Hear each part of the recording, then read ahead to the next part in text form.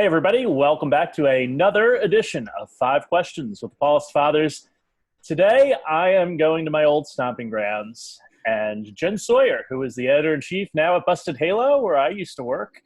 Welcome to the program. It's so great to have you, Jen. Hey, Mike. Thanks for having me. Excited to be here. Yeah, it's always fun to be with you. We were just together doing Examine Live with the Jesuits not that long Yeah, ago. I know we get so much video time these days.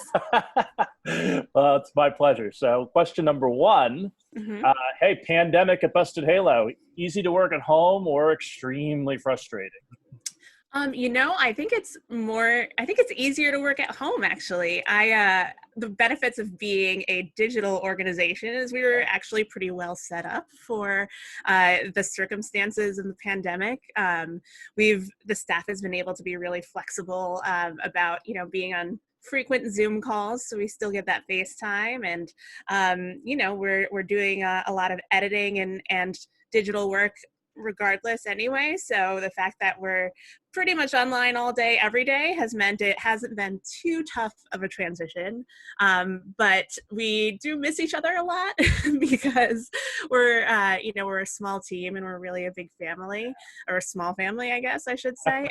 So we definitely miss being in the office together and being able to pop into each other's space and say hi and chat and spend time together on retreat, which is what we normally would have been doing at the end of August.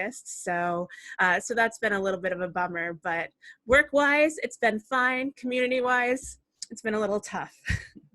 Question number two. What's the biggest issue to people in their 20s and 30s these days?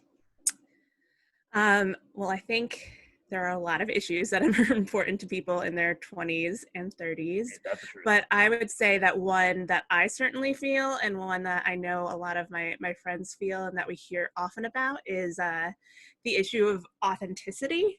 I think we're at a point in our church and in our society as a whole where people are really demanding honesty, and people want, transparency and authenticity from their leaders, and they're not willing to settle for the same old story. I think we're seeing that, with a lot of the racial unrest that's happening in our world today, with the election that's coming up, but also, within our own church with some of the issues that have been plaguing us for a while now. And I think that, people are sensitive to hypocrisy now more than ever.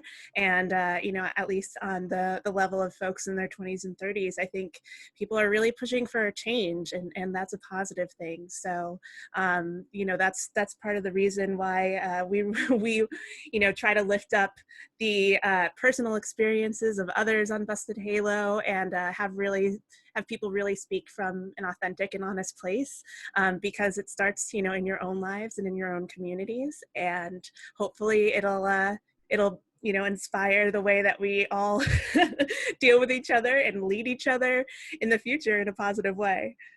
Absolutely. Hey, question number three. You're fairly newly married, so married life in the pandemic, at each other's throats, or still on the honeymoon? I would say somewhere in between. I won't say where in between, but somewhere in between. You're right. We're actually 2 weeks away from our first anniversary. Our Yeah. anniversary is September 13th. Happy So anniversary early. thank Yes. you. Thank you. So it has been, we didn't quite expect to be spending this much time together as a married couple. And there are definitely challenges living in a very small New York City apartment, and being in each other's space 24/7, competing Zoom calls and things like that.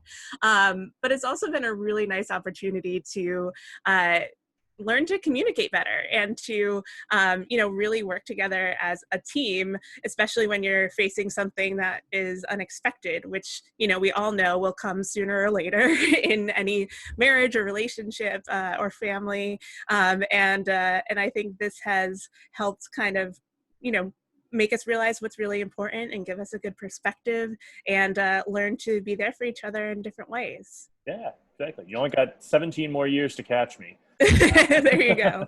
There you go. And so question four, I know you do a lot of watching of masses on live stream from all around the country. So pros and cons of that, and is the live stream here to stay? Hmm. I think there are a lot of pros. I personally really like being able to visit different churches that I Yeah. might not have gotten the chance to otherwise. I really enjoy seeing and hearing different folks preach, and seeing how the gospel is proclaimed in different ways in different places, and really learning a lot from that experience of watching and listening.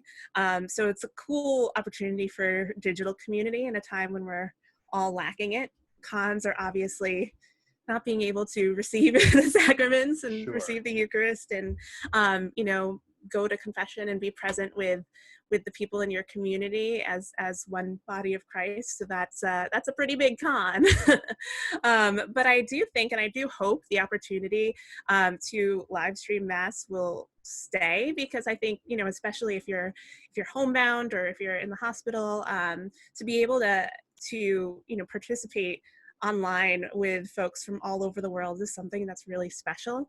So I hope that churches continue to offer that as an option for folks who might not, for one reason or another, be able to make it on Sundays. I think that's really cool. One of my colleagues said that wasn't sure if digital Sunday Mass was going to be here to stay, but digital weddings and Yeah. digital funerals for sure. Wow. Said are going Yeah. to be here to stay. That Yeah. makes sense, right? That's You can't invite everybody. You know better than I do at this point. You can't sure. invite everybody to your wedding, but you could certainly send them a live stream. Yeah. Yeah. Or if you can't travel, I think Yeah. it's just really nice opportunity for And community. funerals come up, out of the blue. They're all Hmm. unexpected times, so that might be here to stay. Yeah.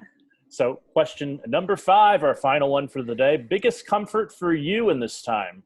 Cooking, reading, writing, or Netflix? And be specific. Okay. I have two, so so I'm going to share two. The first is one thing that I've started doing in quarantine that I hope I can continue doing after this is starting every morning with a meditation, which is something that I never did before, but has been something that's really brought me a lot of peace and helps me feel grounded for the day. Normally I would be on the subway listening to a podcast or something like that. So this really helps me get my day started off on a nice spiritual foot. So I've been really appreciating that.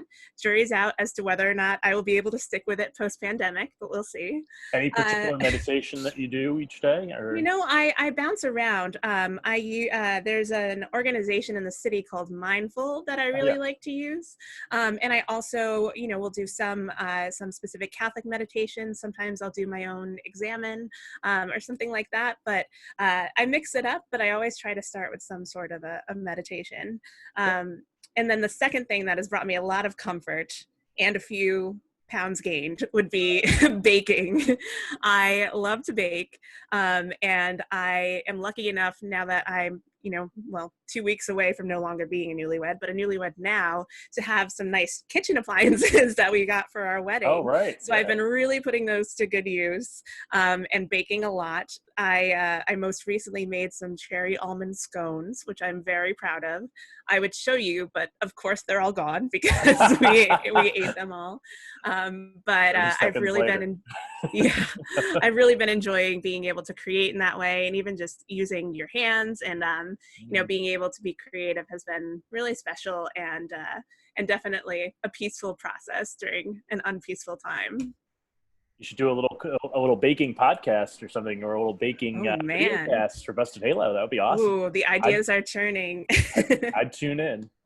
Awesome. Awesome. I'll take requests. Absolutely, yeah. Yeah, I don't see any scones coming my way, by the way. Well, see, that's the problem. I can't share with anybody during the pandemic, so my husband and I just end up eating them all by ourselves, which isn't the healthiest Which may be the response. best thing you could do for your marriage. Just Yeah, say. there you go. There you go. I'm learning day by day. Jen Sawyer, it's always a joy. I remember meeting you way back when you were a student at Fordham, and so I'm glad that you get to sit in the big chair at Busted Halo now, and thanks for taking care of my baby. Thank you. Thank you, Mike. And so this has been 5 Questions of the Paulist Father. She's Jen Sawyer. I'm Mike Hayes, and we'll see all of you again soon.